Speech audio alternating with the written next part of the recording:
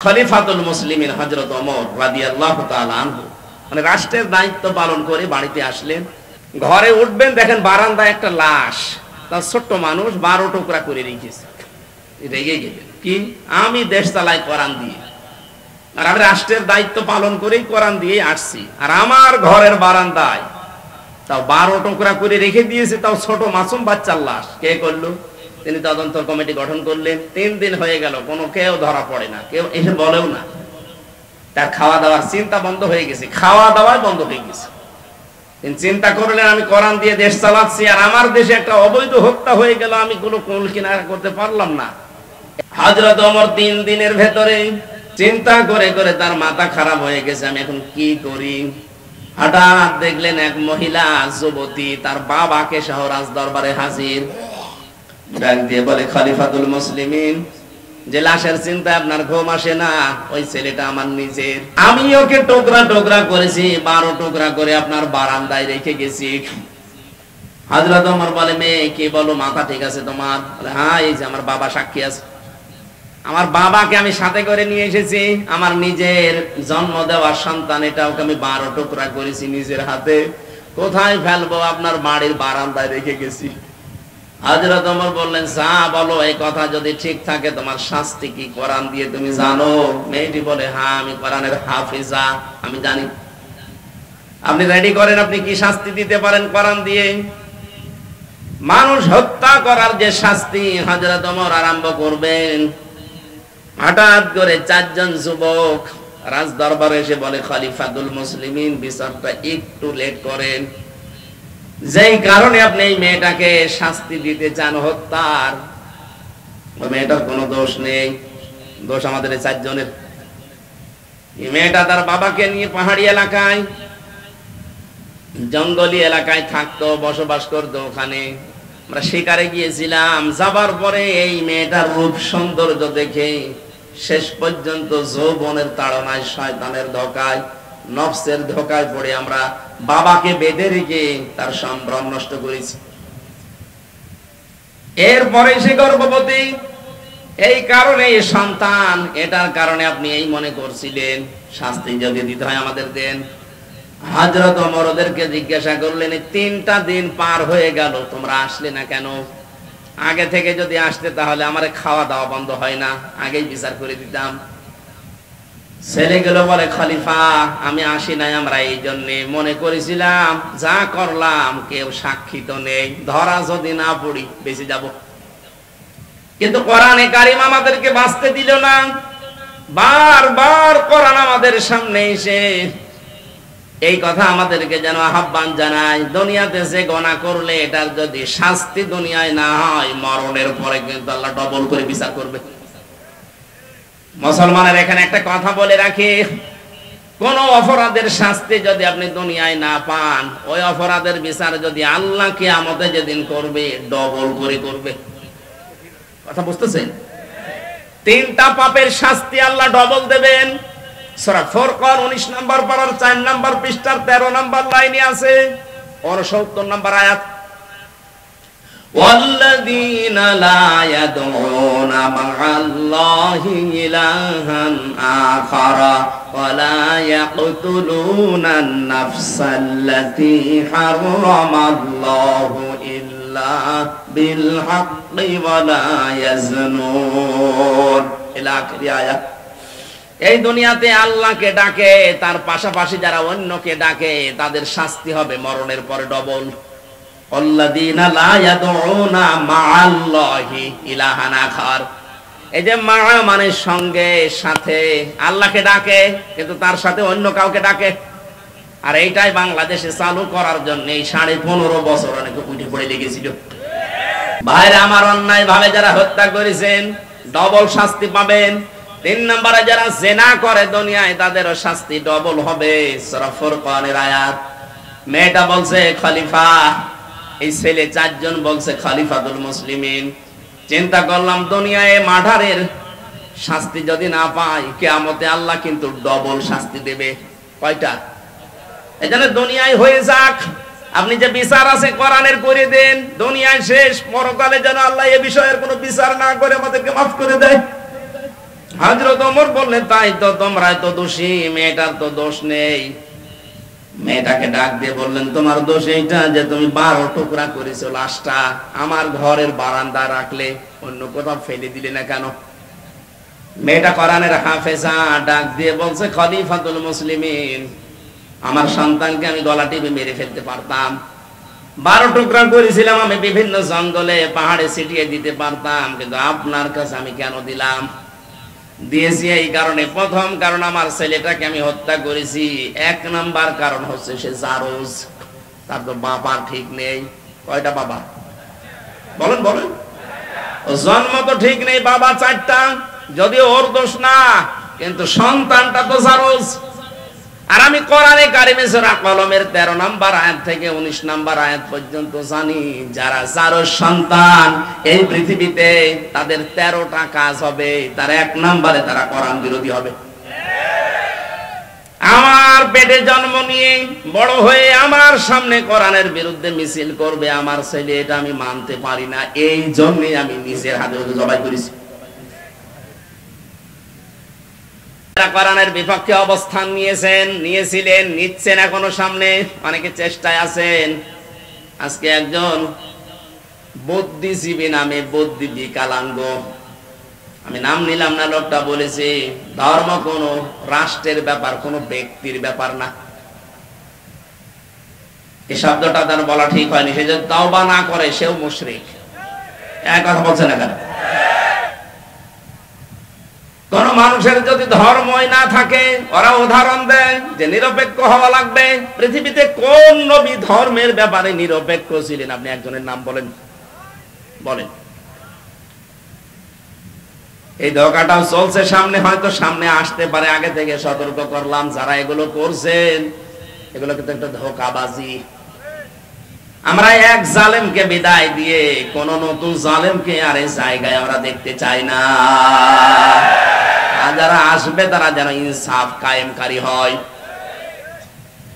মেয়েটি বলে, খলিফা, আমি একটা একটা করে 13টা কারণ বলতে পারি কেন আমি হত্যা করেছি। আমি এসেছি এই কারণে, আমি না আসলেও পারতাম। মেরি আমার সন্তানটাকে জবাই করে ফেলে যদি পাহাড়ে জঙ্গলে ছড়িয়ে ছিটিয়ে দিতাম, আপনিও ধরতে পারতেন না।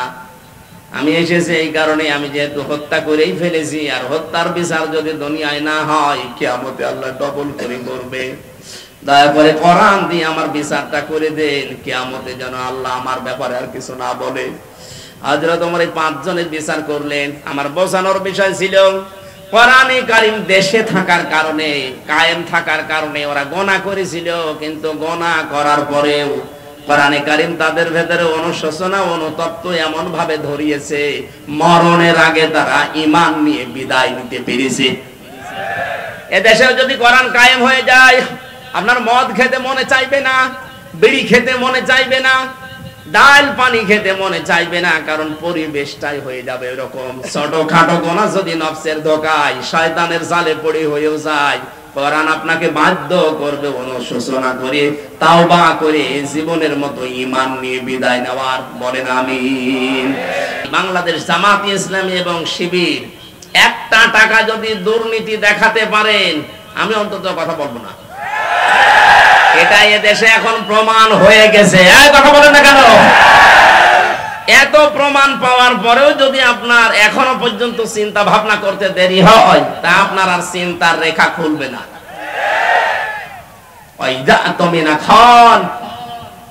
আমানত রাখলে যারা খেয়ানত করে ফেলে, এরা যে খেয়ানত করবে না তার বাস্তব প্রমাণ অলরেডি দেখিয়ে দিয়েছে। আশা করছি আপনি ভরসা রাখতে পারেন। এবার যেন কোরআনে কারীম সংসদে যায়, সেই ব্যবস্থা আমরা যেন করে দিতে পারি। আল্লাহ আমাদেরকে যেন তৌফিক দান করেন, চর্ম চোখে যেন দেখতে পারি যে কোরআন দিয়ে দেশটা চলছে। খুব বড় আশা আমার, সারা জীবনের আশা। আমি জেলখানায় 3টা বছর যতদিন তাহাজ্জুদ পড়েছি, প্রতিদিন আমার এই দোয়া ছিল, আল্লাহ তুমি যাই করো অন্তত চর্ম চোখে একটা দেখার সুযোগ করে দিও 56,000 বর্গ মাইল কোরআন দিয়ে চলছে। এটা একটা মিনি জান্নাত হয়ে যাবে। অনেকে মনে করছে যদি কায়েম হয়ে যায়, আমি যে একটু লাল পানি খাই ওটা খেতে পারবো না। পারবে, কিন্তু আপনার লাল পানি খাওয়ার মন হবে না, এমন পরিবেশ আল্লাহ তৈরি করে দেবে, পুরা 56,000 বর্গ মাইল মসজিদের মতো হয়ে যাবে। এক কথা বলেন না কেন? মসজিদে প্রবেশ করলে যেমন বিড়ি খাওয়া যায় না, খেতে মনে চাইলেও ওটা পরিবেশ আলাদা। খেতে পারবেন? বলেন। বাবা খেতে পারবেন? ডাল খেতে পারবেন? গাঁজা কিচ্ছু পারবেন না, কারণ পরিবেশটা এরকম। কোরআন যদি কায়েম হয়ে যায়, পুরা বাংলাদেশের 56,000 বর্গ মাইল এভাবে মসজিদের মতো বানিয়ে ফেলবে। তখন আপনি আর বিড়ি খাবেন এরকম মনই থাকবে না, লাল পানি খাওয়ার মনে তো আসবেই না। আল্লাহ একটা জান্নাতের পরিবেশ তৈরি করে দেবে, আর মরে গেলেই আপনি জান্নাতি। কারণ কোরআন যদি কায়েম হয়, কোরআনের শাসন ব্যবস্থা থাকে, ওই দেশে যদি ছোটখাটো গোনা কেউ করেও আল্লাহ তাকে মরণের আগে মাফ করিয়ে তারপরে মৃত্যু দেয়। কথা বললে যারা মিথ্যা বলেন, ওয়াদা দিলে যারা ঠিক রাখেন না, ভঙ্গ করে ফেলেন। এতদিন পর্যন্ত যাই ছিল, এই 2-3 দিনের ভেতরে দেখছি অনেকে বিভিন্ন ওয়াদা দিচ্ছে জনগণের সাথে। এটা আর একটা ধোঁকা হতে পারে। অনেকেই বলছে আমরা বাড়ি বাড়ি কার্ড তৈরি করে দেব যদি ক্ষমতায় যেতে পারি। আর যে যা বলছেন কথাগুলো কিন্তু ঠিক রাখা লাগবে। ভোট নেওয়ার জন্য এখন আপনি সেই কেজি 10 টাকা চাল খাওয়াবো বলে চালিয়ে দেবেন, আর ভোট হয়ে গেলে 60 টাকা কেজি চাল হয়ে যাবে। মানে কথা যা দিচ্ছেন এটা যেন ঠিক থাকে, জনগণের সাথে যেন ধোঁকাবাজি না হয়। অনেকে এই ধোঁকাবাজি করার জন্য নেমে পড়েছে। এই কথা বলছেন না কেন? জামাতের নায়েবে আমির ডাক্তার সৈয়দ মোহাম্মদ আব্দুল্লাহ তাহের উনি ঘোষণা দিয়েছে, যদি এদেশে ইসলাম ক্ষমতায় যেতে পারে যুবকদেরকে আমরা ঋণ দেব। এই কথার সূত্র ধরে অনেকে এখন বলছে যদি আমরা যেতে পারি বাড়ি বাড়ি কার্ড দেব। কি কার্ড দেবে? এই জন্য কথা দিচ্ছেন, দেন কথাটা যেন ঠিক থাকে, কারণ কথা দিয়ে কথা যে রাখে না সে মুনাফিক। এই কথা বলেন না কেন? জাতি যেতে 53 বছর ধোঁকা খেয়েছে, অন্তত এবার আর যেন জাতি ধোঁকা না খায়। এবারও যদি ধোঁকা খান, আপনি আর কিয়ামতের আগে মাথা তুলে দাঁড়াতে পারবেন না। 3 নম্বরে কোনো কিছু আমানত রাখলেই খেয়ে ফেলে। এই কথা বলেন না কেন? এটা যে আমরা 53 বছর দেখলাম না, যাদেরই দিয়েছি আমানত তারাই খেয়ে ফেলেছে। দরবেশ, এত বড় দরবেশ পৃথিবীতে আছে? দাড়ি কেটে নম হয়ে গেছে। আর কি আমানত? 36,000 কোটি টাকা। আপনি এক জীবনেও গণনা করে শেষ করতে পারবেন না। কিন্তু আমি একটা দলের গ্যারান্টি দিচ্ছি, যদিও মনে করছেন আমি ওই দলের না, আমি অ্যাক্টিভ না, কিন্তু গ্যারান্টি দিতে পারি বাংলাদেশ জামাত ইসলামী এবং শিবির একটা টাকা যদি দুর্নীতি দেখাতে পারেন, আমি অন্তত কথা বলবো না। এটা এদেশে এখন প্রমাণ হয়ে গেছে। এই কথা বলেন না কেন? এত প্রমাণ পাওয়ার পরেও যদি আপনার এখনো পর্যন্ত চিন্তা ভাবনা করতে দেরি হয়, তা আপনার আর চিন্তার রেখা খুলবে না।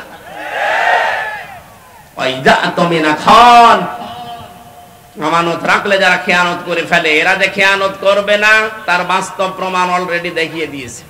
আশা করছি আপনি ভরসা রাখতে পারেন। এবার যেন কোরআনে কারীম সংসদে যায়, সেই ব্যবস্থা আমরা যেন করে দিতে পারি। আল্লাহ আমাদেরকে যেন তৌফিক দান করেন, চর্ম চোখে যেন দেখতে পারি যে কোরআন দিয়ে দেশটা চলছে। খুব বড় আশা আমার, সারা জীবনের আশা। আমি জেলখানায় 3টা বছর যতদিন তাহাজ্জুদ পড়েছি, প্রতিদিন আমার এই দোয়া ছিল, আল্লাহ তুমি যাই করো অন্তত চর্ম চোখে একটা দেখার সুযোগ করে দিও 56,000 বর্গ মাইল কোরআন দিয়ে চলছে। এটা একটা মিনি জান্নাত হয়ে যাবে। অনেকে মনে করছে যদি কায়েম হয়ে যায়, আমি যে একটু লাল পানি খাই ওটা খেতে পারবো না। পারবে, কিন্তু আপনার লাল পানি খাওয়ার মন হবে না, এমন পরিবেশ আল্লাহ তৈরি করে দেবে, পুরা 56,000 বর্গ মাইল মসজিদের মতো হয়ে যাবে। এক কথা বলেন না কেন? মসজিদে প্রবেশ করলে যেমন বিড়ি খাওয়া যায় না, খেতে মনে চাইলেও ওটা পরিবেশ আলাদা। খেতে পারবেন? বলেন। বাবা খেতে পারবেন? ডাল খেতে পারবেন? গাঁজা কিচ্ছু পারবেন না, কারণ পরিবেশটা এরকম। কোরআন যদি কায়েম হয়ে যায়, পুরা বাংলাদেশের 56,000 বর্গ মাইল এভাবে মসজিদের মতো বানিয়ে ফেলবে। তখন আপনি আর বিড়ি খাবেন এরকম মনই থাকবে না, লাল পানি খাওয়ার মনে তো আসবেই না। আল্লাহ একটা জান্নাতের পরিবেশ তৈরি করে দেবে, আর মরে গেলেই আপনি জান্নাতি। কারণ কোরআন যদি কায়েম হয়, কোরআনের শাসন ব্যবস্থা থাকে, ওই দেশে যদি ছোটখাটো গোনা কেউ করেও আল্লাহ তাকে মরণের আগে মাফ করিয়ে তারপরে মৃত্যু দেয়। একটা হাদিস পড়ছিলাম, খলিফাতুল মুসলিমিন হযরত ওমর রাদিয়াল্লাহু তাআলা আনহু মানে রাষ্ট্রের দায়িত্ব পালন করে বাড়িতে আসলেন। ঘরে উঠবেন, দেখেন বারান্দায় একটা লাশ, তার ছোট্ট মানুষ 12 টুকরা করে রেখেছে। রেগে গেলেন, কি আমি দেশ চালাই কোরআন দিয়ে, আর আমি রাষ্ট্রের দায়িত্ব পালন করেই কোরআন দিয়ে আসছি, আর আমার ঘরের বারান্দায় তাও 12 টুকরা করে রেখে দিয়েছে, তাও ছোট মাসুম বাচ্চার লাশ। কে করলো? তিনি তদন্ত কমিটি গঠন করলেন। 3 দিন হয়ে গেল, কোনো কেউ ধরা পড়ে না, কেউ এসে বলেও না। তার খাওয়া দাওয়ার চিন্তা বন্ধ হয়ে গেছে, খাওয়া দাওয়াই বন্ধ হয়ে গেছে। তিনি চিন্তা করলেন, আমি কোরআন দিয়ে দেশ চালাচ্ছি, আর আমার দেশে একটা অবৈধ হত্যা হয়ে গেল, আমি কোনো কুল কিনারা করতে পারলাম না। এরকম শাসক যদি আজ 53 বছরের ভেতরে পেতাম, বাংলাদেশে বিনা কারণে কেউ হত্যা হতো না। একজন মারা গেছে তাই তার খাওয়া দাওয়া বন্ধ হয়ে যায়। আর শাপলা চত্বরে যেভাবে মানুষ মেরেছে, বিডিআর যেভাবে হত্যা করেছে, 2024 সালে যেভাবে পুলিশের ভ্যান থেকে তাজা মানুষকে ফেলে দিয়ে পিষে মেরেছে, কত মানুষকে আগুন লাগিয়েছে আশুলিয়ায় দেখেননি? এখনো পর্যন্ত এই লাশগুলো চোখের সামনে ভাসে। আপনি এমনিতে মাটি দিতে পারতেন, আপনি আবার আগুন ধরিয়ে দিলেন। আপনি মানুষ। এই দেশে এই স্বৈরাচারীকে যদি নিষিদ্ধ করতে হয়, কিচ্ছু লাগবে না, শুধু আশুলিয়ার এই লাশগুলোই যথেষ্ট। মানুষ এত নিচে নামতে পারে ক্ষমতার জন্য। হযরত ওমর 3 দিনের ভেতরে চিন্তা করে করে তার মাথা খারাপ হয়ে গেছে, আমি এখন কি করি। হঠাৎ দেখলেন এক মহিলা যুবতী তার বাবাকে সহ রাজ দরবারে হাজির। ডাক দিয়ে বলে, খলিফাতুল মুসলিমিন, যে লাশের চিন্তায় আপনার ঘুম আসে না, ওই ছেলেটা আমার নিজের। আমি ওকে টুকরা টুকরা করেছি, 12 টুকরা করে আপনার বারান্দায় রেখে গেছি। হযরত ওমর বলে, মেয়ে কি বলো, মাথা ঠিক আছে তোমার? বলে, হ্যাঁ, এই যে আমার বাবা সাক্ষী আছে। আমার বাবাকে আমি সাথে করে নিয়ে এসেছি, আমার নিজের জন্ম দেওয়ার সন্তান, এটা ওকে আমি 12 টুকরা করেছি নিজের হাতে। কোথায় ফেলবো? আপনার বাড়ির বারান্দায় রেখে গেছি। হযরত ওমর বললেন, যা বলো, এই কথা যদি ঠিক থাকে তোমার শাস্তি কি কোরআন দিয়ে তুমি জানো? মেয়েটি বলে, হ্যাঁ, আমি কোরআনের হাফিজা, আমি জানি। আপনি রেডি করেন, আপনি কি শাস্তি দিতে পারেন কোরআন দিয়ে? মানুষ হত্যা করার যে শাস্তি হযরত ওমর আরম্ভ করবেন। হঠাৎ করে 4 জন যুবক রাজ দরবারে এসে বলে, খলিফাতুল মুসলিমিন, বিচারটা একটু লেট করেন। যেই কারণে আপনি এই মেয়েটাকে শাস্তি দিতে চান হত্যার, মেয়েটার কোনো দোষ নেই, দোষ আমাদের 4 জনের। এই মেয়েটা তার বাবাকে নিয়ে পাহাড়ি এলাকায়, জঙ্গলি এলাকায় থাকতো, বসবাস করতো। ওখানে আমরা শিকারে গিয়েছিলাম। যাবার পরে এই মেয়েটার রূপ সৌন্দর্য দেখে শেষ পর্যন্ত যৌবনের তাড়নায়, শয়তানের ধোঁকায়, নফসের ধোঁকায় পড়ে আমরা বাবাকে বেঁধে রেখে তার সম্ভ্রম নষ্ট করেছি। এরপরে সে গর্ভবতী, এই কারণে সন্তান, এটার কারণে আপনি এই মনে করছিলেন, শাস্তি যদি দিতে হয় আমাদের দেন। হযরত ওমর ওদেরকে জিজ্ঞাসা করলেন, 3টা দিন পার হয়ে গেল, তোমরা আসলে না কেন? আগে থেকে যদি আসতে তাহলে আমার খাওয়া দাওয়া বন্ধ হয় না, আগেই বিচার করে দিতাম। ছেলেগুলো বলে, খলিফা, আমি আসি নাই, আমরা এই জন্য মনে করেছিলাম যা করলাম কেউ সাক্ষী তো নেই, ধরা যদি না পড়ি বেঁচে যাব। কিন্তু কোরআনে কারিম আমাদেরকে বাঁচতে দিল না। বারবার কোরআন আমাদের সামনে এসে এই কথা আমাদেরকে যেন আহ্বান জানায়, দুনিয়াতে যে গুনাহ করলে এটার যদি শাস্তি দুনিয়ায় না হয়, মরণের পরে কিন্তু আল্লাহ ডবল করে বিচার করবে। মুসলমানের এখানে একটা কথা বলে রাখি, কোন অপরাধের শাস্তি যদি আপনি দুনিয়ায় না পান, ওই অপরাধের বিচার যদি আল্লাহ কিয়ামতে যেদিন করবে, ডবল করে করবে। কথা বুঝতেছেন? 3টা পাপের শাস্তি আল্লাহ ডবল দেবেন। সূরা ফুরকান 19 নম্বর পারার 4 নম্বর পৃষ্ঠার 13 নম্বর লাইনে আছে, 69 নম্বর আয়াত।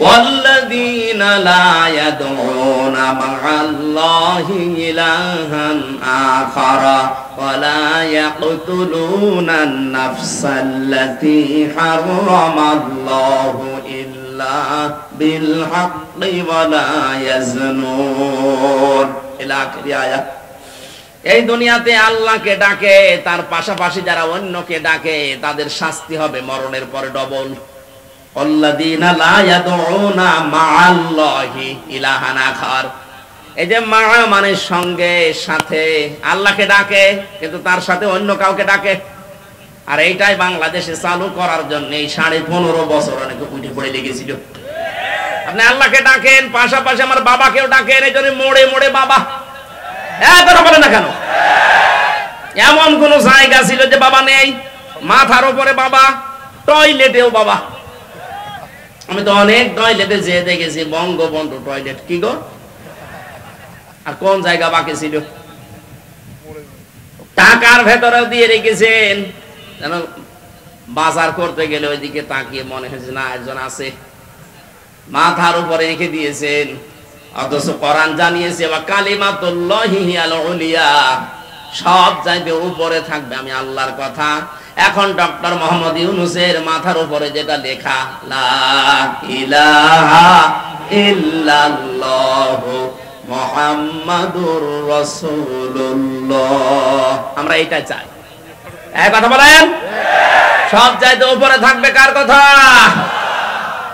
আল্লাহকে ডাকার পাশাপাশি যারা অন্য কাউকে ডাকার সিস্টেম করে দিয়েছিলেন তাদের শাস্তি ডবল হবে আল্লাহ মনে হয় এইটা সহ্য করে নাই এই জন্য বিকাল 5টা বাজতে বাজতে সারা দেশ থেকে আল্লাহর বিপক্ষে যারা তাদের সব নষ্ট করে দিয়েছে আমার কুষ্টিয়াটা একটু শক্ত ছিল ওটা ভাঙতে একটু দেরি হয়েছে এত শক্ত পাথর সারা দেশের টাকা পয়সা খরচ করে করে আমার মনে হয় এগুলো বানিয়েছিল অন্যান্য জেলার তুলনায় আমার কুষ্টিয়াতে যেহেতু আল্লাহর ওলি দুইজন আছে হানিফ আর ইনু এই দুইজন মিলে বানিয়েছে এত মহব্বত আপনার আল্লাহর রাগ ও মানুষের অন্তরে তাদের প্রতি এত বেশি দিয়েছে একজনকে দেখলাম আদালতে কেউ লাথি দিচ্ছে পচা ডিম দিচ্ছে আর একজনের বাড়ির ইট খুলে নিয়ে চলে যাচ্ছে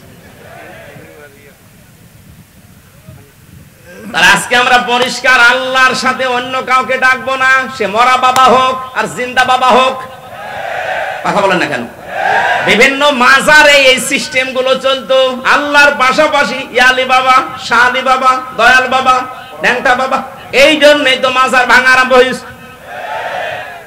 একেবারে শিরিকের প্রকাশ্য কারখানা এটা আল্লাহকেও ডাকে আল্লাহর পাশাপাশি বীরকেও সেজদা দিচ্ছে এটা আল্লাহর সাথে শিরিক লা তাত্তাখিদুল কুবুর মাসাজিদা কবরকে সেজদার জায়গা বানিও না ওরা সরাসরি যে সেজদা দিত লালনের মাজারে এই কথা বলেন আর প্রকাশ্য গাঁজা তো আছে অধিকাংশ মাজারে আমরা দেখেছি জেনার কারখানা এই জন্য হাক্কানি আলেম এই দেশে যারা আছে বলেছে মাজার গুড়িয়ে দাও ভেঙে ফেলো কোন কারণে মাজার বানাতে হবে হযরত ওসমানের মতো মানুষ জান্নাতের সার্টিফিকেট পাওয়া মানুষ দুনিয়ায় সেই লোকটা পড়ে আছে জান্নাতুল বাকিতে কিচ্ছু নেই পাথর দেওয়া মাত্র আরে দেশের গরু ছাগল মরে যায় তার কবর 3 তালা হয় কোথায় পেয়েছেন বন্ডামি কোরআনের পাখে বিশ্বনন্দিত মুফাসসির আপনি তো তার চাইতে কোরআনের খেদমত বেশি করেননি সেই লোকটা পড়ে আছে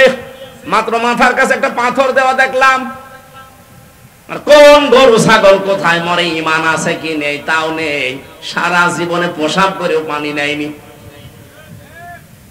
14 তালা বানিয়ে রেখেছে কবর সবগুলো মাটির সাথে মিশিয়ে দেওয়া দরকার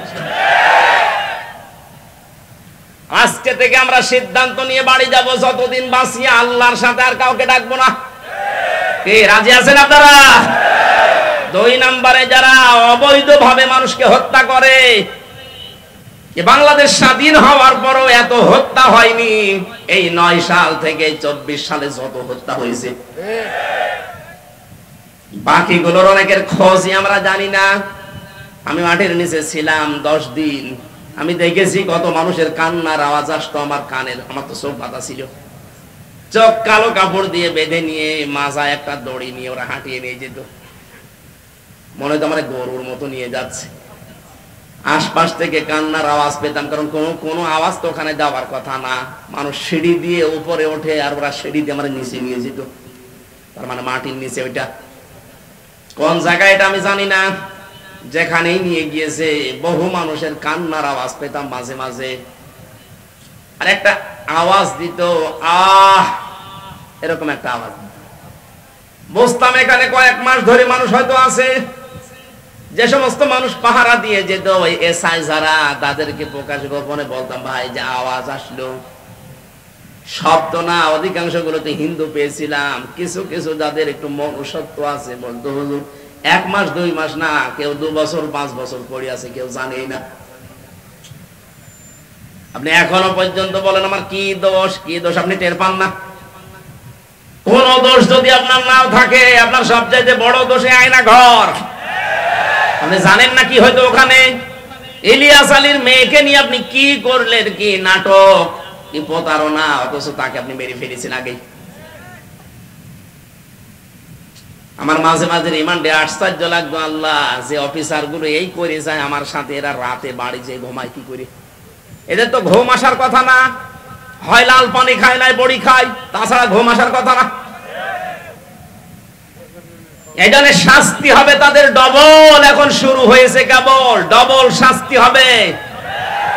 যারা অন্যায় ভাবে মানুষকে হত্যা করেছেন, ইন্ধন দিয়েছেন, বিভিন্ন কায়দা কৌশল করে এগিয়ে দিয়েছেন, আপনার শাস্তি ডবল হবে। মার্ডার মামলা, আজকে গুমের মামলা আন্তর্জাতিক আদালতে, যে পালিয়ে গেছে তার নামে আজকেও দেখলাম 2টা মামলা হয়েছে। আপনি যে সাহস করেন যে আমি পাশাপাশি আছি, চট করে ঢুকে পড়বো, আসেন। আপনি আসেন, আপনাকে আমরা চট করে ঢুকবেন আর ফট করে ঢুকে দেবো আয়না করে। থাকেন পড়ি ওখানে। ব্যারিস্টার আরমান 8 বছর আছে, আপনি 16 বছর থাকবেন। 16 বছর তো আর বাঁচবে না, যে কয় বছর আছেন ওখানে থাকবেন, দেখেন কেমন লাগে। ভার্সিটি থাকতে আমি একটা উপন্যাস পড়েছিলাম, ওর নাম হচ্ছে দেখ কেমন লাগে। আমার মনে হয় এইটা ওদের কপালে আছে। কথা বলেন না কেন? যে কয়জন এরকম আশা করছেন যে আসি পাশাপাশি, চট করে ঢুকে পড়বো, আসেন, ঢোকাবো, দেখ কেমন লাগে। উপন্যাসটা পুরোপুরি পড়লে খুব ভালো লাগে। আমার মনে হয় সামনে এদের কপালে এটা হতে যাচ্ছে।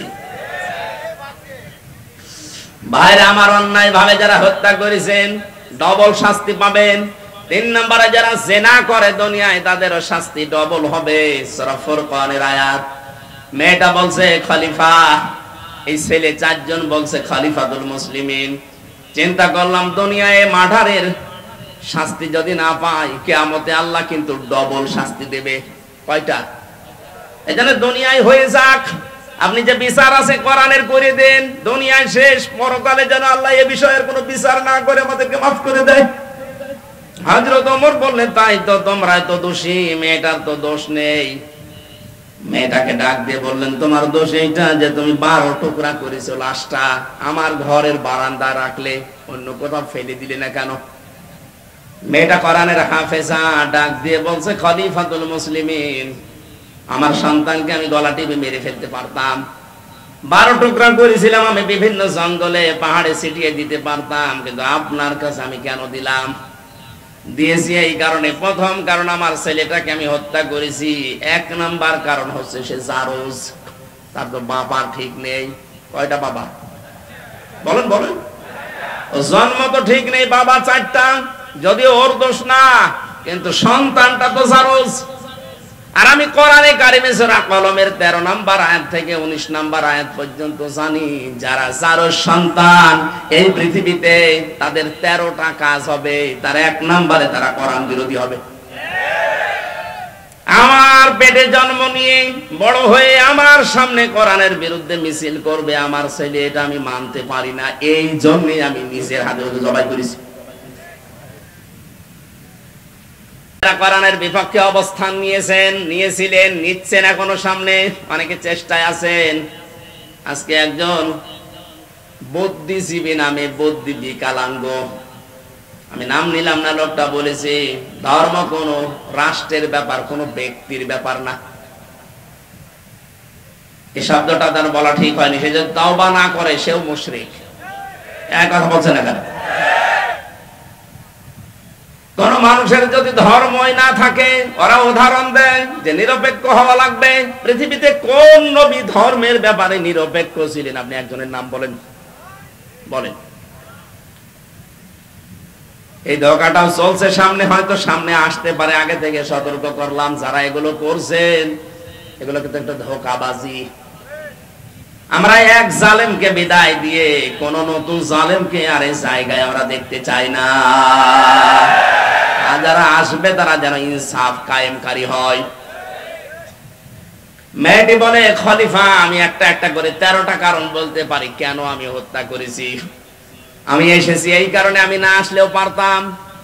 মেরি আমার সন্তানটাকে জবাই করে ফেলে যদি পাহাড়ে জঙ্গলে ছড়িয়ে ছিটিয়ে দিতাম, আপনিও ধরতে পারতেন না। আমি এসেছি এই কারণে, আমি যেহেতু হত্যা করেই ফেলেছি, আর হত্যার বিচার যদি দুনিয়ায় না হয়, কিয়ামতে আল্লাহ ডবল করে করবে। দয়া করে কোরআন দিয়ে আমার বিচারটা করে দেন, কিয়ামতে যেন আল্লাহ আমার ব্যাপারে আর কিছু না বলে। হযরত ওমর এই 5 জনের বিচার করলেন। আমার বোঝানোর বিষয় ছিল, কোরআনে কারীম দেশে থাকার কারণে, কায়েম থাকার কারণে ওরা গুনাহ করেছিল, কিন্তু গুনাহ করার পরেও কোরআনে কারীম তাদের ভেতরে অনুশোচনা, অনুতপ্ত এমন ভাবে ধরিয়েছে, মরণের আগে তারা ঈমান নিয়ে বিদায় নিতে পেরেছে। এদেশেও যদি কোরআন কায়েম হয়ে যায়, আপনার মদ খেতে মনে চাইবে না, বিড়ি খেতে মনে চাইবে না, ডাল পানি খেতে মনে চাইবে না, কারণ পরিবেশটাই হয়ে যাবে এরকম। ছোটখাটো গোনা যদি নফসের ধোঁকায়, শয়তানের জালে পড়ে হয়েও যায়, কোরআন আপনাকে বাধ্য করবে অনুশোচনা করে, তাওবা করে জীবনের মতো ঈমান নিয়ে বিদায় নেওয়ার। বলেন আমিন। আল্লাহ, আমরা এইরকম একটা পরিবেশ চাচ্ছি, কথা বলেন ঠিক কিনা? আল্লাহ যেন আমাদের কোরআনের শ্রোতা হিসাবে মুনাফিকের কোন স্থান এখানে না দিয়ে, 3 নাম্বার যেটা বলেছিলাম যে ঈমানদার, এই মানুষগুলোর যে বৈশিষ্ট্যগুলো আল্লাহ দিয়েছেন সূরা আনফালের 2, 3, 4 নাম্বার আয়াতে, আল্লাহ আমাদের ভরপুর করে আজ বাড়িতে নিয়ে যান। বলেন আমিন। দরুদ আর সালাম পাঠের মাধ্যমে আজকের তেলাওয়াতকৃত আয়াত সূরা মুমতাহিনা। কোন সূরা? মুমতাহিনা মানে পরীক্ষিতা নারী। 6 জনের নাম পেয়েছি আমি। এই পৃথিবীতে 6 জন নারীকে আল্লাহ পরীক্ষা করে তাদেরকে পরীক্ষিতা নারী হিসাবে খেতাব দিয়েছেন। তার ভেতরে হযরতে মরিয়ম একজন। তিনি সতীত্বের হেফাজত করেছিলেন। আজ যে সমস্ত মেয়েরা মডেল খুঁজে পান না যে আদর্শ কারে বানাবো, হযরতে মরিয়ম হবে আপনার জন্য আদর্শ। কথা বলেন। ওরা আদর্শ বানিয়েছে ঐশ্বরিয়াকে। আজকে ঐশ্বরিয়ার জীবনী দিয়েছে। ওই একজনকে খুশি করার জন্য রাতের বেলা কত টাকা কন্টাক্ট করে, কত টাকা ভাড়া পায়, আপনি তার জীবনী পড়ে দেখেন। এই যদি হয় আপনার আদর্শ, আর আপনি এইটা দেখে দেখে মনে করেন এর মতো হব, হ্যাঁ ওর মতো হবেন, দুনিয়ায় শেষ, আখেরাতে সারা জীবন জাহান্নামে পড়া লাগবে। মেয়েরা যারা এসেছেন, আপনার আদর্শ হওয়া লাগবে 1 নম্বরে মরিয়ম। আপনার চরিত্রকে, সতীত্বকে আপনি হেফাজত করে রাখবেন। আমরা আগে তাফসিরে প্রবেশ করি, এরপরে সামনে যাব ইনশাআল্লাহ। ফাউযু বিল্লাহি মিনাশ শাইতানির রাজীম। বিসমিল্লাহির রহমানির রহিম।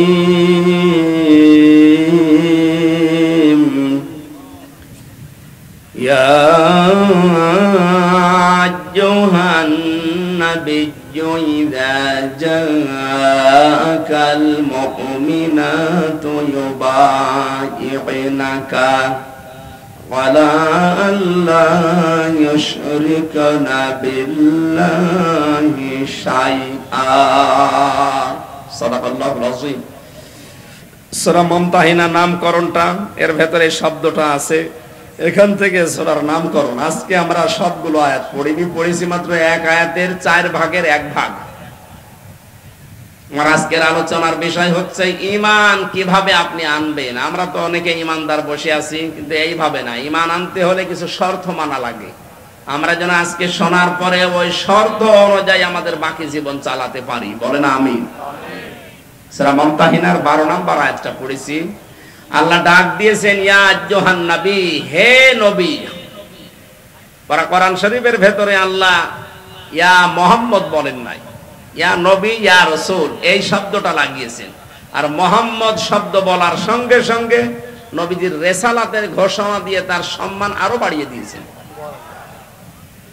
আজকে রাসূলের সম্মান বাড়ানোর জন্য রবিউল আউয়াল মাসে যারা জন্মদিন পালন করেন, সাফ করে শুনে রাখেন, পৃথিবীর কোন মানুষের জন্মদিন মৃত্যুদিন পালন করার ভেতরে কোনো ফায়দা নেই।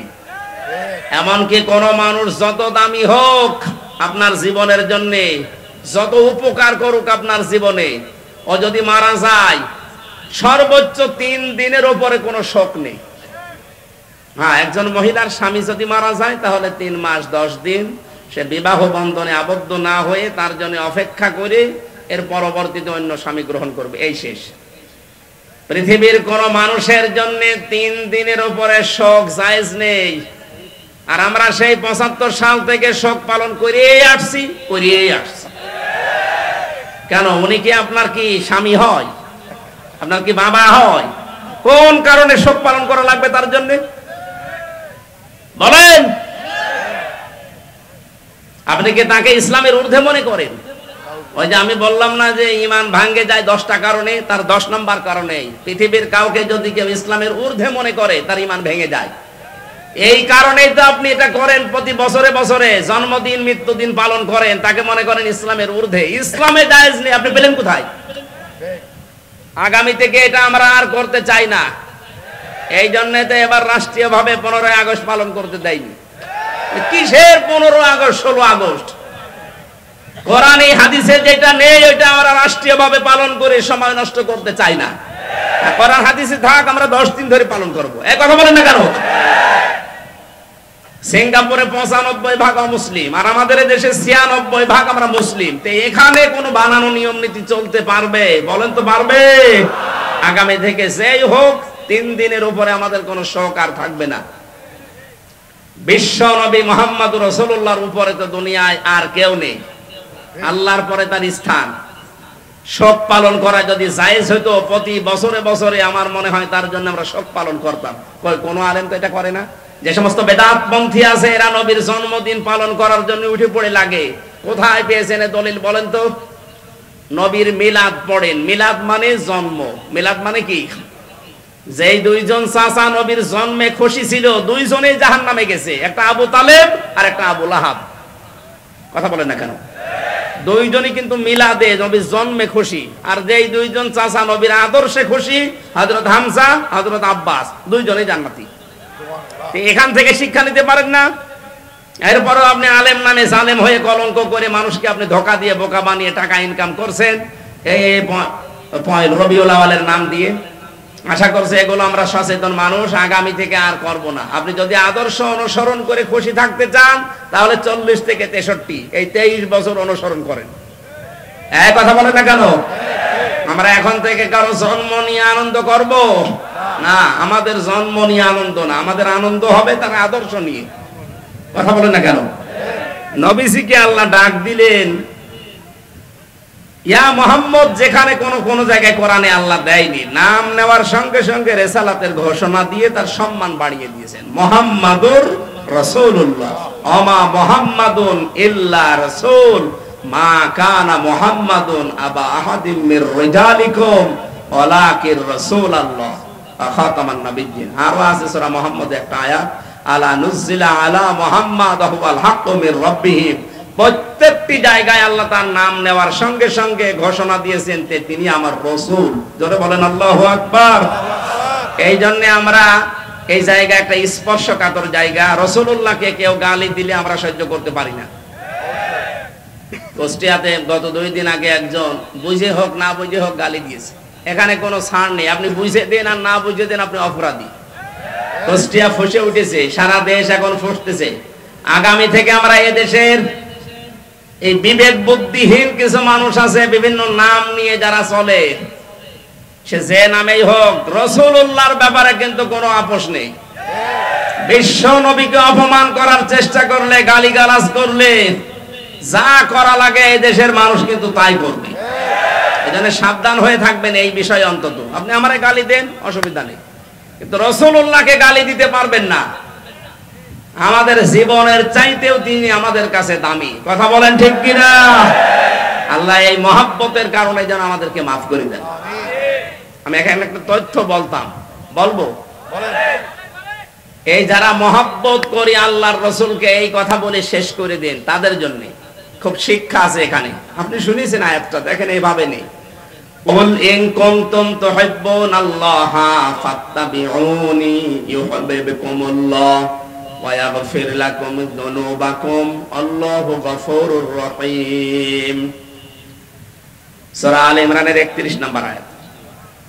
আল্লাহ পাক বলেন, নবী আপনি বলুন, তোমরা যারা বলো আল্লাহ তোমাকে ভালোবাসি, এই দাবি যারা করো তাদেরকে বলছি এই দাবি করার দরকার নেই। যদি দাবি সত্যে প্রমাণ দিতে চাও, ফাত্তাবিউনি, আমি রাসূলের অনুসরণ করো। এখানে যে তাবউন শব্দটা আছে, তাবাইন, যত অভিধান আছে আরবিতে দেখবেন তাবউন মানে দেখে দেখে চলা।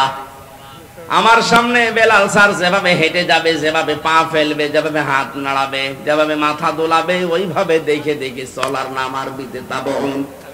তাহলে রাসূলুল্লাহকে কি অনুসরণ করা লাগবে, ইত্তেবা করা লাগবে তাকে দেখে দেখে? প্রশ্ন আসতে পারে, উনি তো আমার সামনে নেই। হ্যাঁ, উনি সামনে নেই, ওনার আদর্শ পড়ে আছে আমাদের সামনে।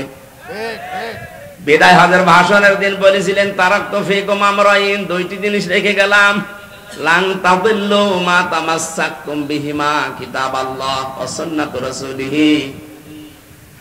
দুইটা জিনিস রাখলাম, যদি অনুসরণ করতে পারো কোনদিন পথ ভ্রান্ত হবে না, পথ হারা হবে না, মায়ের খাবে না, না খেয়ে থাকবে না। এই তাদিল্লু শব্দের 99টা অর্থ আছে। কোনদিন আপনি না খেয়ে থাকবেন না, কারণ এই জমিন আল্লাহ আমাদেরকে ওয়ারিশ বানিয়েছেন। জমিনের ওয়ারিশ যারা, তারা না খেয়ে থাকবে। মানে পৃথিবীতে যারা আল্লাহকে মানে না, তারা এই পৃথিবীর ভাড়াটিয়া, আর আমরা হচ্ছে জমিনের মালিক। মালিক কোনদিন না খেয়ে থাকতে পারে না। আমরা যেহেতু অনুসরণটা ওইভাবে করতে পারছি না, কিভাবে? ফাত্তাবিউনি, আমি রাসূলকে তোমরা অনুসরণ করো। যদি অনুসরণ করতেই পারো, যখন অনুসরণ আরম্ভ হবে, ইউহিব্বুকুমুল্লাহ, আমি আল্লাহ নিজে তখন ভালোবাসা আরম্ভ করব না করেছি। এখানে যারা আরবি গ্রামার বোঝে জিজ্ঞাসা করেন, ইউহিব্ব এটা মোজারে, বর্তমান, ভবিষ্যৎ, প্রেজেন্ট, ফিউচার। যখন থেকে আপনি নবীজিকে অনুসরণ আরম্ভ করবেন, তখন থেকে আপনাকে আল্লাহ ভালোবাসা শুরু করবে। কি কথা বুঝতেছেন? তার মানে এখনো যারা নবীর আদর্শকে অনুসরণ আরম্ভ করেনি, করবে বলে আশা করছে, আল্লাহ তাদেরকে ভালোবাসা শুরু করেনি। আমি কথা বোঝাতে না পারলে আবার রিপিট করব। রাসূলুল্লাহকে কেউ যদি অনুসরণ করা আরম্ভ না করে, আল্লাহ তাকে ভালোবাসা শুরু বলেন করেনি। আর আল্লাহ যদি ভালোবাসে, কয়েকটা উপকার আছে। 1 নম্বরে আল্লাহ পাক বলেন, আমি যদি কাউকে ভালোবাসি, ওয়ায়াগফির লাকুম যুনুবাকুম। ইয়াগফির এটাও মোজারে, বর্তমান, ভবিষ্যৎ, প্রেজেন্ট, ফিউচার। জামবুন 1 বছর, যুনুব বহু বছর। আমি আল্লাহ যদি কাউকে ভালোবাসা আরম্ভ করি, ওর জীবনের কোনো গোনা বাকি রাখি না, সব মাফ করে দেই। আর আল্লাহর নিয়ম হচ্ছে, কোন জায়গায় যদি আল্লাহ গোনা মাফ করে দেয়, ওই জায়গাটা আল্লাহ ফাঁকা রাখে না, পুরা নেকি দিয়ে পাল্টিয়ে দেয়। আল্লাহ যদি কাউকে ভালোবাসে, কি পেলাম? আল্লাহ নিজে তাকে ভালোবাসা আরম্ভ করবে, তার জীবনের গোনাগুলো মাফ করে দেবে। আর গোনা মাফ হয়ে গেলে আল্লাহ তাকে জান্নাতে দেবে। এবার আমার আয়াতের মূল শিক্ষা হচ্ছে, রাসূলকে অনুসরণ করা আরম্ভ করা লাগবে না লাগবে না? এটা কি আংশিক না পূর্ণাঙ্গ? বলেন। আজ যারা আংশিক অনুসরণ করেন, তারা কিন্তু এখনো আল্লাহর ভালোবাসা পাওয়া শুরু করেননি। আংশিক অনুসরণ মানে হয়তো দাঁড়িয়ে আছে রাসূলের মতো, জুব্বা গায়ে দেন, খাবারের পরে মিষ্টি খান, রাসূলের মতো সালাত আদায় করেন, সিয়াম পালন করেন, হজ করেন রাসূলের মতো দেখে দেখে। কিন্তু বিশ্ব নবী যে 10 বছর রাষ্ট্র চালিয়েছিলেন, এইটাকে আপনি রাজনীতি মনে করেন। কথা বলেন না কেন? তাহলে অনুসরণ কি আপনার আংশিক না পূর্ণাঙ্গ? তাহলে আংশিক অনুসরণ করলে আল্লাহ আপনাকে ভালোবাসা শুরু করবে। কোন জায়গায় আছে কোরআনে দেখান। এই জন্যই তো বারবার বলছি, রাসূলুল্লাহকে আজ থেকে অনুসরণ করা লাগবে পূর্ণাঙ্গ। রান্নাঘর থেকে শুরু করে আন্তর্জাতিক জীবন পর্যন্ত, পা থেকে শুরু করে মাথা পর্যন্ত প্রতিটি জায়গায় আমার অনুসরণীয় একজন, তিনি মুহাম্মদুর রাসূলুল্লাহ। আমি যখন পুরা এই সিদ্ধান্ত নিয়ে শুরু করব অনুসরণ, যে দুনিয়া আমি কাউকে দেখে চুল কাটবো না, আমার চুল কাটার স্টাইল হবে মেসি। বলেন বলেন, আমার চুল কাটার স্টাইল হবে এই যে ঋত্বিক, শাহরুখ খান। কে রংপুরে কত দোকান আছে সেলুনের, একটা দোকানে আপনি লেখা দেখাতে পারেন যে এখানে সুন্নাত অনুযায়ী চুল কাটা হয়? ওখানে লেখা আছে এখানে শাহরুখ কাট দেওয়া হয়, এখানে অজয় কাট দেওয়া হয়। আবার ওদের ছবি টাঙিয়ে রাখে যে কোন কাট চান। কথা বলে না কেন? রাসূলের প্রথম জিনিসটাই সে মানে নাই। সে যদি মোজ খাটো করে দাড়ি লম্বা করতো তাও মুসলমানদের ভেতরে একটা কিছু আসতো। দ্বিতীয় নম্বর, ও যখন এটা লিখেছে তখন কিন্তু বাংলাদেশ হয়নি। কথা বলেন না কেন? তাহলে এ দেশের জন্য ওটা লেখে নাই। আমাদের একটা আবেগের জায়গা, সুতরাং জাতীয় সঙ্গীত যদি লিখতেই হয় দেশ নিয়ে লেখা লাগবে। এই কথা বলেন না কেন? দেশ ভাগ হওয়ার পরে যেটা লেখা হয়েছে, আপনি তাকান মহিব খানের ইঞ্চি ইঞ্চি মাটি সোনার চাইতে খাঁটি, আপনি এইটা জাতীয় সঙ্গীত বানান। কথা বলেন না কেন? কারণ এটা আমার ছেলে মেয়েরা যখন পড়বে তখন যেন দেশের প্রতি ভালোবাসা জন্মায়, মানবতার প্রতি ভালোবাসা জন্মায়। সর্বোচ্চ ওর ভেতরে ইসলামের কিছু কথা দেওয়া আছে। আমরা মুসলমান, মুসলিমদের এই কথাগুলো আমাদের অন্তরে বাজবে। আর এই মুশরিকের কথা, যে আল্লাহকে বিশ্বাস করতো না, আল্লাহর সাথে শিরিক করতো, রাসূলের কোন নিয়ম নীতি তার ভেতরে আমরা পাই না, এই মানুষটার জীবনী নিয়ে, মানুষটার কথা নিয়ে আলোচনা হবে। ঢাকা বিশ্ববিদ্যালয়ে আগামী থেকে যদি কোনো আলোচনা অনুষ্ঠান হয়, স্যার সলিমুল্লাহ খান যিনি জমি দিয়েছিলেন তার নামে হওয়া লাগবে। কথা বলেন না কেন? এত উপকার করলেন শত শত বিঘা জমি দিয়ে, তার নামে কোনো কিছু হয় না।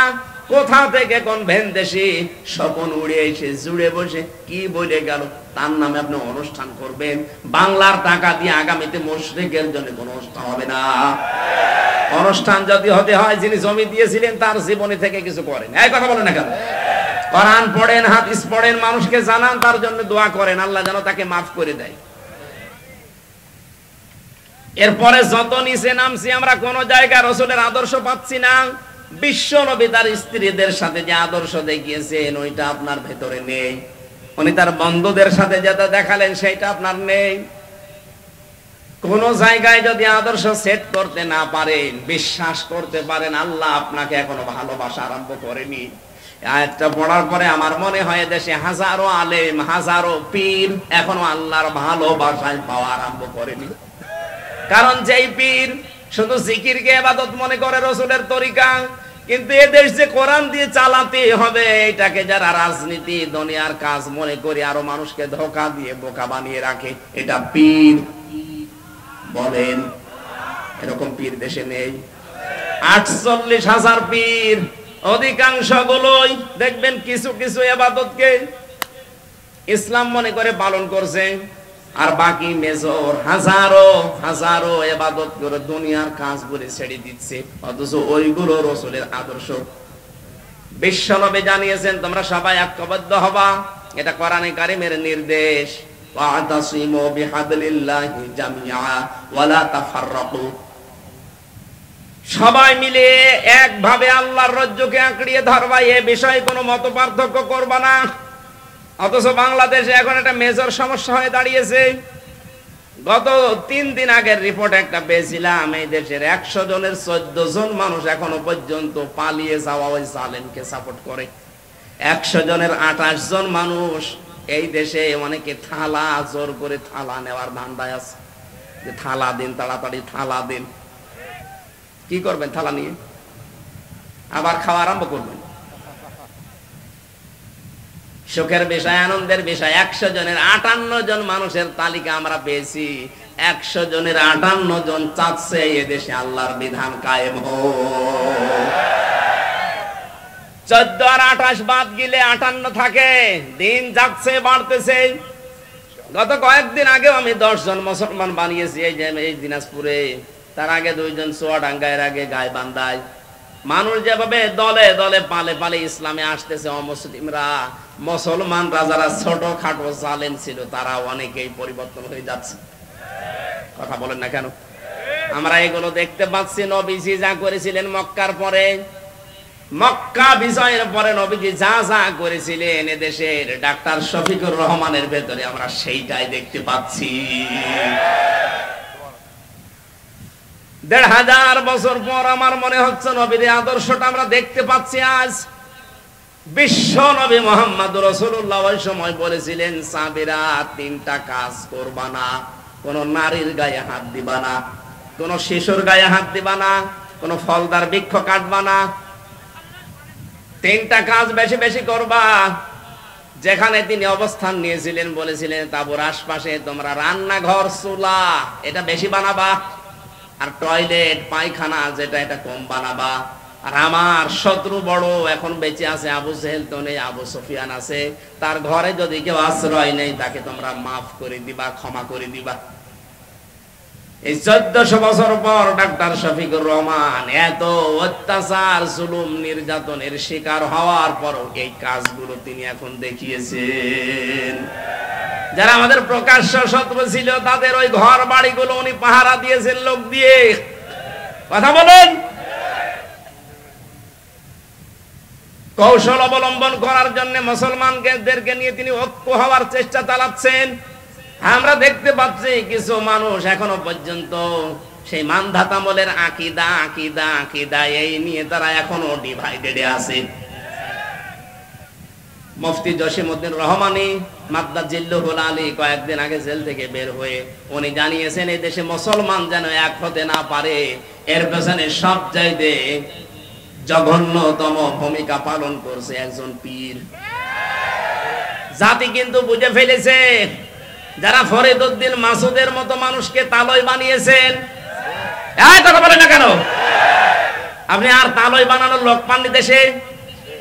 এর মানে একটা কলঙ্কিত মানুষ মুফতি আমিনী সাহেবের জামাই মাওলানা শাখাওয়াত রাজি আমার সাথে ৩ বছর জেলে ছিল বেচারা। উনি মাঝে মাঝেই বলতো, টক শোতেও বলেছে, এই বাংলাদেশে তাসলিমা নাসরিনের মতোই এই ফরিদউদ্দিন মাসুদ, কোনো পার্থক্য নেই। ও আর একই, যে লোকটা কোরআনের পাখি সাইদি সাহেবের ফাঁসি চাইতে পারে, একটা মাজলুম মানুষ সে জেলখানায় আছে, তারা আমৃত্য দিয়েছিল, আর এই লোকটা শাহবাগে গিয়ে বলছে আমরা তার ফাঁসি চাই। এটা একটা টাটকা নির্ভেজাল কুলাঙ্গার। আরে আলেম নাম নিয়েছে, ওর নাম নাকি বুজুর্গ, আল্লামা কত কিছু দিয়েছে। ওর নামে বুজুর্গ দিলে আল্লাহর আরশ কাঁপবে, ওর নাম বেজিরগু। কথা বলে না কেন? যে কয়টা ৫ গোলাম ছিল যারা মাজলুমের বিপক্ষে অবস্থান নিয়েছিল, পক্ষে না গিয়ে জালেমদের পা শুধু চেটেছে। যারা কওমি জননী নাম দিতে পারে জালেমকে, একটাকেও যেন বিচার ছাড়া আর বাঁচতে না দেওয়া হয়। প্রত্যেকের বিচার আমরা দেখতে চাই। এই কথা বলেন। ওই যে মাইজ ভান্ডারী নজিবুল বশর, ও শয়তান সেদিন ভিডিও পাঠিয়েছে যে আমি যা করেছি জামাতের বিরুদ্ধে, শিবিরের বিরুদ্ধে, বিএনপির বিরুদ্ধে, এরা আমারে ছাড়বে না, জীবনও আপনাকে ছাড়া হবে না। আপনি সবচাইতে বড় মারাত্মক ভুল করেছেন কোরআনের পাখির বিরুদ্ধে মামলা দিয়ে, তাও মিথ্যা মামলা। যারা সাক্ষী দিতে যায় তাদের সাক্ষী পর্যন্ত গায়েব হয়ে যায়। ও নিজে যখন স্বীকার করছে যে আমি করেছি আমারে ছাড়বে না, না আমরা ছাড়তেও চাই না, দৃষ্টান্তমূলক শাস্তি চাই এই মাইজ ভান্ডারীর। কথা বলেন। আলেম নামে কলঙ্ক, এগুলো নাম নিয়েছে কি সুন্দর সুন্দর, দেখেন কুসেআ, কি কুসেআ, কি কুকুর, শ্রীগাল, বিড়াল। যাদের নামে ডিনেগনিশন ডিগ্রি 14টা করে ব্যবহার করে, এগুলো জাহান্নামী মানুষের আলামত। আপনাকে মানুষ নিজে ডাকবে, আপনি আল্লামা কিনা, নিজের নামে আগেই পরিচয় দেয় আমি শোলাকিয়ার ইমাম। বলছে কিসের শোলাকিয়ার ইমাম? আপনি ইমামতি করার জন্য সেই গোপালগঞ্জ থেকে গন্ডা ভাড়া করে এনে বাইতুল মোকাররমের মতো জায়গা অপবিত্র করিস, কত মুসল্লির রক্ত ঝরিয়েছে, এর যেন ছাড় দেওয়া না হয়। এই কথা বলে না কেন? যেই দিন কওমি জননী নাম দিয়েছে এই রুহুল আমিন নামে, আলেম নামে কলঙ্ক, সেই দিন জেলখানায় ওর নামে বদদুয়া করেছে কওমি মাদ্রাসার আলেমরা। আমার সাথে 86 জন 76 জন ছিল। মাওলানা মামুনুল হক থেকে শুরু করেছে, আলিমগুলো ছিল। বলছে কি করলো কি, আমাদের তো ডুবিয়ে মারলো। এখনো পর্যন্ত আপনি একটা পীরের নাম নিয়ে তার সাফাই গিয়ে যাচ্ছে। মুফতি জসিমউদ্দিন রহমানী 11 বছর জেল খেটেছে। আপনি কয় বছর ছেড়েছিলেন? তার যে স্যাক্রিফাইস, সেটা এমনি এমনি বলে না, সে আপনাদের সাথে ছিল, মিশেছে, দেখেছে, বাস্তবতা সে জানে। আমিও জেলের ভেতরে কমপক্ষে 50 দিন তার সাথে আমার দেখা। মাঝে মাঝে আমারে বলতো, হামজা, এদেশে যদি একত্রিত মুসলমান না হয়, তার পেছনে সবচাইতে গুরুত্বপূর্ণ ভূমিকা কঠিন জঘন্যতম ভাবে পালন করে ওই পীর। এখনো পর্যন্ত করে যাচ্ছেন, আপনি থামবেন। একটা ঐক্য হওয়ার চেষ্টায় আছে। সব আলেম ওলামা যদি এক হয়ে, যে 58 ভাগ এমনি এমনি হয়নি, সব দাড়িওয়ালা টুপিওয়ালা মানুষগুলো এক হয়ে যাচ্ছে। আর এখানে আপনি এখন সেই মানধাতা আমলের আকীদা করছেন। কার আকীদা খারাপ আপনি দেখেন তো? জামাত ইসলামী বাংলাদেশের আকীদা হচ্ছে লা ইলাহা ইল্লাল্লাহু মুহাম্মাদুর রাসূলুল্লাহ। হ্যাঁ, কালেমা যদি আপনি ভুল প্রমাণ করতে পারেন, তাহলে জামাতের আকীদা খারাপ। কালেমা তো নিজেও জিকির করছেন, আমরাও করছি, এখানে তো কোনো পার্থক্য নেই। কিসের আকীদা করেন? এই উল্টা পাল্টা ধোয়া তুলে মুসলমানদেরকে আজ ডিভাইডেড করবেন না, এটা হারাম কাজ। মুসলমানদের এক করা ফরজ আর ভাগ ভাগ করা হারাম। এটা তো আমি বানালাম। সূরা আলে ইমরানের 105 নম্বর আয়াত। আপনি বাড়িতে যে মিলিয়ে দেখেন, যারা আজ মুসলমানদেরকে এক হতে দিচ্ছেন না, আপনি হারাম কাজে আছেন। কোন হারাম কাজ করা অবস্থায় তার ইবাদত কবুল হয় না। সুতরাং আপনার নামাজ, আপনার সিয়াম, আপনার হজ, এই দাড়ি, জিকির সব মাঠে মারা যাচ্ছে। আমি আর নিচে নামতে পারলাম না। এরপরও যদি কারো বিবেক না খোলে, আমার মনে হয় ওকে আল্লাহ মোহর মেরে দিয়েছে আবু জাহেলের মতো, ও আর ভালো হবে না। আমার ভাইরা, এখন থেকে আমাদের অনুসরণ হবে রাসূলের আংশিক না পূর্ণাঙ্গ? পূর্ণাঙ্গ অনুসরণ যখনই আমরা আরম্ভ করব, আল্লাহ আমাদেরকে ভালোবাসা শুরু করবে। তার মানে বোঝা যাচ্ছে দেশে অনেক আলেম, অনেক পীর এখনো পর্যন্ত আল্লাহর ভালোবাসায় পাওয়া আরম্ভ করেনি। আমরা করেছি, আমরা যারা করছি, চেষ্টা চালাচ্ছি। হ্যাঁ, মাথা থেকে শুরু করে সংসদ পর্যন্ত সব জায়গায় আমার রাসূলের আদর্শ আমরা মেনে নেব। যখনই সিদ্ধান্ত নিয়ে মাঠে নেমে পড়বেন, বুঝবেন আল্লাহ আপনাকে ভালোবাসা আরম্ভ করছে।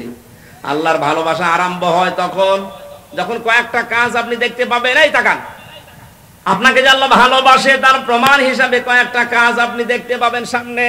1 নম্বরে হাদিস, নবীজি বলেন, আমি যখন, আল্লাহ পাক যখন কাউকে ভালোবাসেন, তখন পুরো আসমানে ঘোষণা হয়ে যায় যে মহান আল্লাহ ওই লোকটাকে ভালোবাসে। আমরা সবাই যারা আসমানে আছো, সবাই ওকে ভালোবাসো। পুরো আসমানের ফেরেশতারা তখন তাকে ভালোবাসা আরম্ভ করে দেয়। জমিনে ঘোষণা দেওয়া হয়, পুরো জমিনবাসী শোনো, হামজাকে আল্লাহ ভালোবাসা আরম্ভ করেছে, তোমরাও ভালোবাসো তাকে। তখন পুরো সৃষ্টি জগতের ভেতর আল্লাহ একটা মহব্বত পয়দা করে দেয়। আমরা এইটা আজ দেখতে পাচ্ছি। আপনি তাকান, এতদিন যাদের স্বাধীনতা বিরোধী, রাজাকার, জঙ্গি, উল্টা পাল্টা নাম দিয়ে বহু কালার করার চেষ্টা চালিয়েছে, আগস্টের 5 তারিখের পর থেকে আজকের এই 23 তারিখ পর্যন্ত আমরা দেখতে পেলাম তারা জঙ্গি না, তারাই জনগণের সঙ্গী। এই ভালোবাসাটা এখন আল্লাহ পয়দা করে দিয়েছে নিজে। পুরা আসমানে আল্লাহ ঘোষণা দিয়েছে যে তাদেরকে ভালোবাসো তোমরা। জমিনের লক্ষ লক্ষ সৃষ্টি, সবার ভেতরে তাদের মহব্বত, ভালোবাসা, এটা ঢুকিয়েছে কে? আল্লাহ। এত প্রমাণ দেওয়ার পরও যদি আপনার এখনো পর্যন্ত মনে হয় না, এদিকে আসেন, আসেন, এদিকে আসেন। এই জন্য আমাদের উচিত হবে এখন এই মুহূর্তে দলাদলি বন্ধ করে দেওয়া। ছোটখাটো বিষয় সব আমরা বাদ। এরপরেও যদি আপনি এক জায়গায় হতে না পারেন, আবার কবে হবে? আবার যদি কোন নতুন জালেমে চেয়ারে বসে, কিয়ামতের আগে লাগাতে পারবেন না। আমাদের উচিত এখন সুযোগ, ছোটখাটো বিষয় সব বাদ। কে দাড়ি রাখে, কে দাড়ি রাখে না, কে জুব্বা গায়ে দেয়, কে দেয় না, এটা পরে করবেন, আগে জায়গাটা ঠিক করেন। এখানে থাকলে আপনি ইসলামের নিয়ম নীতি 100% মানতে পারবেন। আর এই জায়গাটা না থাকলে কয়েকদিন পরে আপনারও দাড়ি কাটা লাগতে পারে। এদেশে আড়ঙে অবস্থান নিয়েছিল না, আড়ঙে দাঁড়িয়ে রাখা মানুষগুলোকে চাকরি দিত না। সামনে কিন্তু এরকম আসবে, আপনি চেষ্টা করবেন রাখার, কিন্তু পারবেন না। জায়গাগুলো সব জালেমের দখলে চলে যাবে। বিশ্বনবী মুহাম্মদুর রাসূলুল্লাহকে আল্লাহ ঘোষণা দিলেন, নবী যারা আপনি আপনার কাছে আসবে যে ঈমান আমরা আনতে চাই, বলবেন 6টা কাজ করো। 1 নম্বরে আলা আল্লাহ ইউশরিকনা বিল্লাহ, কোনদিন আল্লাহর সাথে কোনো বিষয়ে শরীক করবা না। 2 নম্বরে ওয়ালা ইয়াসরিকনা বিল্লাহ, ওয়ালা ইয়াসরিকনা, চুরি করা যাবে না। ওয়ালা ইয়াজিনিনা, 3 নম্বরে কোনদিন তোমাদেরকে যেন আমরা জেনা করতে না দেখি। জেনার যে ছড়াছড়ি চলছিল, জেনার যে কারবার গুলো আমরা দেখতে পেয়েছি, বিশেষ করে আকাশ সংস্কৃতির নামে এদেশে বন্যার পানির মতো পিন আপ করা পত্রিকা দিয়ে বিভিন্ন স্যাটেলাইটের মাধ্যমে যা আরম্ভ হয়েছিল, আগামী 10 বছরের ভেতরে চরিত্রবান যুবক যুবতী মানুষ খুঁজে পাওয়া দুষ্কার হয়ে যাবে। এগুলো যারা দায়িত্বে আছেন বন্ধ করার চেষ্টা চালাচ্ছে। আমরা চাই যেগুলো দ্রুত যেন বন্ধ হয়। এরপরে আল্লাহ দিয়েছিলেন এক একটা শব্দের ভেতরে লক্ষ লক্ষ কথা। আমি তাফসিরে পড়েছি, নোটও করেছিলাম, শুধু গা ঘেমে যাচ্ছে আর রাত অধিক হয়ে গেছে, যেন খুব সামারাইজ করে বলছি। রব্বুল আলামিন বলেন ওয়ালা ইয়াকতুলনা আওলাদাহুন্না, সন্তান হত্যা করা যাবে না। এই শব্দটার ব্যাখ্যা করলে অনেক ভালো হতো। ওয়ালা ইয়াতিনা বিবহতান, কালকে আমার মাহফিল আছে, এই যে এই ছেলেটার এখানে, কালকে ওয়ালা ইয়াতিনা বিবহতান, এই বহতানের উপর আমি কথা বলবো, কারণ এইটা বাংলাদেশে 15.5 বছরে বেশি হয়েছে।